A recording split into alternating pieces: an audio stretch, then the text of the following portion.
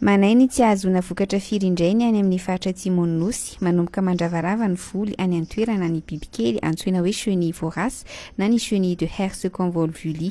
Lehibebe kokoa noho ny chenille légionnaire ireto bibikely ireto raha ny nambaran'ny avy ao amin'ny tahirin'ny firenena mikambana momba ny voly sy ny sakafo.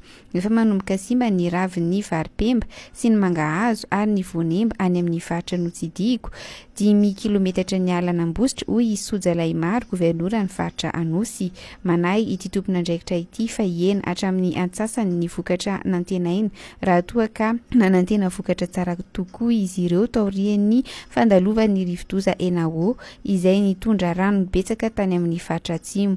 Efa nisy ny famindrahana fanafody natao raha ny voalazany ao amin'ny FAO.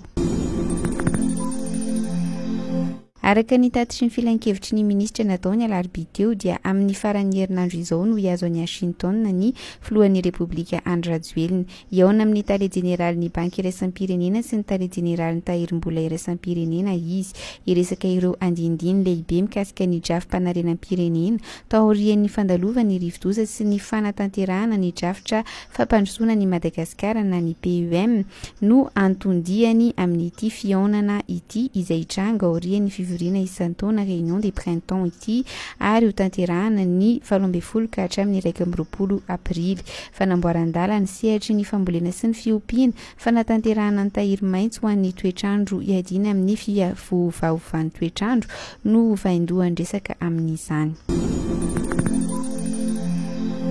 Nanambara ny fikasany hamaritra ireo tany misy ny sekoly iandraiketan'ny ministeran'ny fanabeazam-pirenena araka ny voalazan'ny filan-kevitry ny ministra Omaly Alarobia.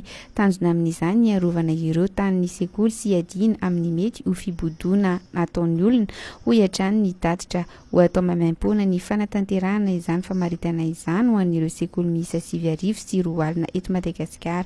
Vola mitetina 3.10 miliara ariary araka izany no tsy hivoaka amin'ny ministera satria raha ny tokony ho izy dia eo amin'ny 10 hetsy sy iray tapitrisa eo ny saran'ny famaritana iray.